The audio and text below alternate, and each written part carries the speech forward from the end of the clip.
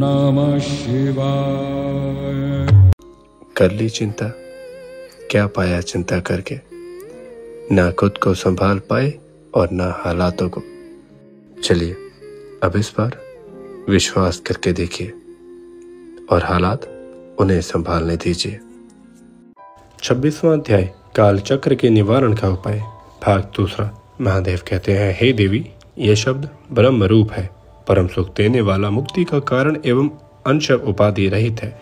जब इस प्रकार से उसको ज्ञान हो जाता है तब उसे सुख की प्राप्ति होती है। काल के पाशों से जकड़े हुए, मौत के वश में हुए संसारिक जन इस शब्द ब्रह्म को क्या पहचानेंगे।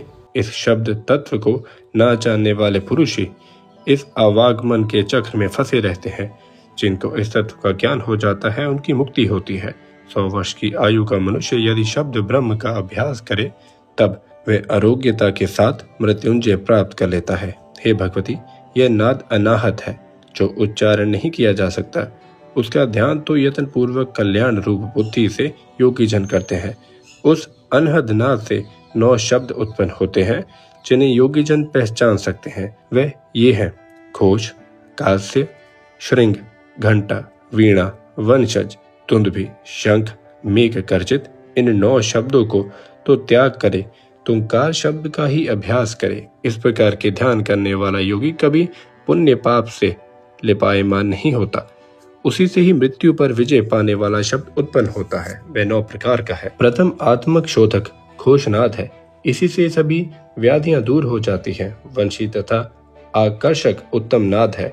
दूसरा कांस्य है, इसी के द्वारा प्राणियों की गति रुका करती है और यही विषभूत ग्रह आदि को बांधने वाला है। तीसरा श्रृंग है, यह तो शत्रुओं को मारने, मोहन, उच्चाटन आदि व्यभिचारिका करने वाला है। चौथा घंटा है, उसको शिव कहा जाता है, यह तो देवगणों को भी आकर्षित कर लेता है। पांचवा वीणानाद है, इसे ही योगीजन सदा सुना करते हैं। छठा वंशज है, इसके ध्यान करता योगियों को सभी तत्व प्राप्त हो जाते हैं। सातवां दुंदुभी है, इससे चरा मृत्यु निवृत्त हो जाते हैं। हे कल्याणी, 8वां शंखनाद है, इससे योगी अपनी इच्छा अनुसार रूप पा सकता है।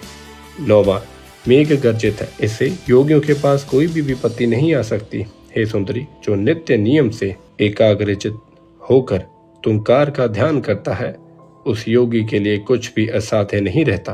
वह तो सर्वज्ञ समदर्शी काम रूप हो जाता है।